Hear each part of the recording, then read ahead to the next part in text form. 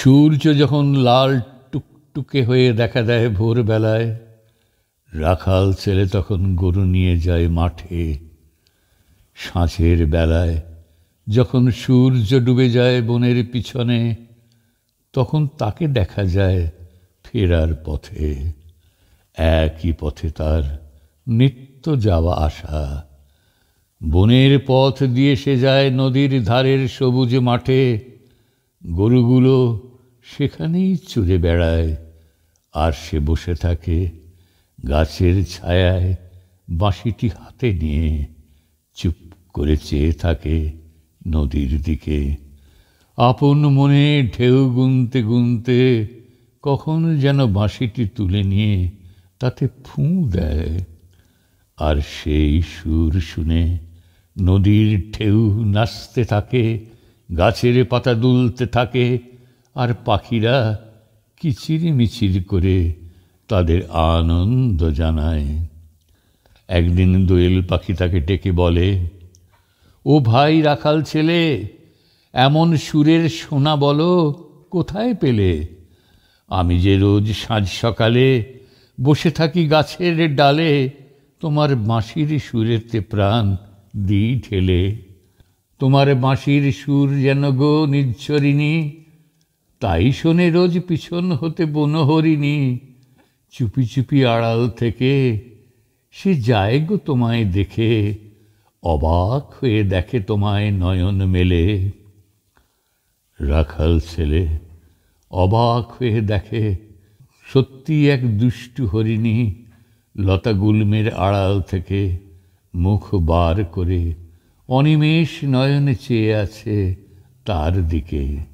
সে তাকে বললে, ওগো বনের হরিণী, তুমি রইলে কেন দূরে দূরে? বিভোর হয়ে বাঁশির সুরে আমি তো কাছে এসে বসতে তোমায় নিষেধ করিনি। হরিণীর ভয় ভেঙে গেল। সে ক্রমে ক্রমে এগিয়ে এলো রাখাল ছেলের কাছে। সে তার পাশটিতে এসে চোখে চোখ মিলিয়ে শুনতে লাগলো তার বাঁশি। অবোধ বনের পশু মুগ্ধ হলো বাঁশির তানে। তারপর প্রতিদিন সে এসে বাঁশি শুনত, যতক্ষণ না তার রেশটুকু মিলিয়ে যেত বনান্তরে। হরিণীর মার কিন্তু পছন্দ হলো না তার মেয়ের এই বাঁশি শোনা।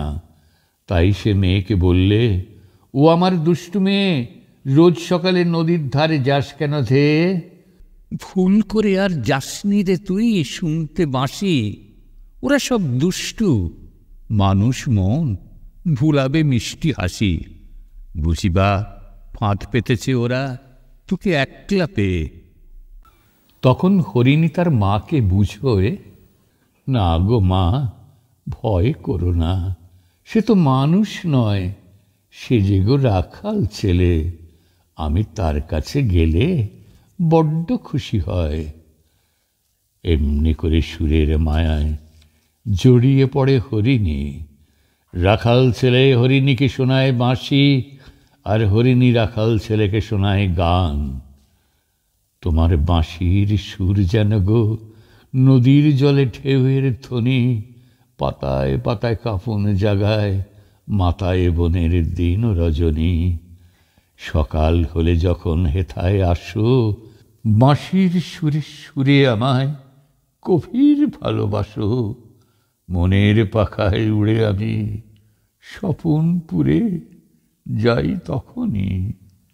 কিন্তু হরিণীর নিত্যি স্বপনপুরে যাওয়া আর হলো না। একদিন এক শিকারী এলো সেই বনে। দূর থেকে সে অবাক হয়ে দেখল একটি রাখাল ছেলে বিহ্বল হয়ে বাঁশি বাজিয়ে চলেছে, আর একটি বন্য হরিণী তার পাশে দাঁড়িয়ে তার মুখের দিকে মুগ্ধ হয়ে চেয়ে আছে। কিন্তু শিকারীর মন ভিজল না সেই স্বর্গীয় দৃশ্যে। সে এই সুযোগের অপব্যয় না করে বধ করল হরিণীকে। মৃত্যু পথযাত্রী হরিণী তখন রাখালের ছেলেকে বললে, বাঁশিতে মুগ্ধ হয়ে তোমাদের আমি বিশ্বাস করেছিলাম, কিন্তু সেই তুমি বোধহয় মানুষ বলেই আমার মৃত্যুর কারণ হলে। তবু তোমায় মিনতি করছি, বাঁশি তোমার বাজাও বন্ধু আমার মরণকালে। মরণ আমার আসুক আজি বাঁশির তালে তালে। যতক্ষণ মরে রয়েছে প্রাণ, শোনাও তোমার বাঁশরীর তান। বাঁশির তরে মরণ আমার ছিল মন্দ ভালে। বনের হরিণ আমি যে গো, কারুর সাড়া পেলে নিমিষে উধাও হতাম সকল বাধা ঠেলে। সেই আমি বাঁশরীর টানে কিছুই শুনিনি কানে, তাই তো আমি জড়ালে মেয়ে কঠিন মরণ জালে। বাঁশি শুনতে শুনতে ধীরে ধীরে হরিণীর মৃত্যু হলো। সাথীকে হারিয়ে রাখাল ছেলে অসীম দুঃখ পেল। সে তখন কেঁদে বললে, বিদায় দাহ গো বনের পাখি, বিদায় নদীর ধার। সাথীকে হারিয়ে আমার বাঁচা হলো ভার। আর কখনো হেথায় আসি বাজাবো না এমন বাঁশি। আবার আমার বাঁশি শুনে মরণ হবে কার।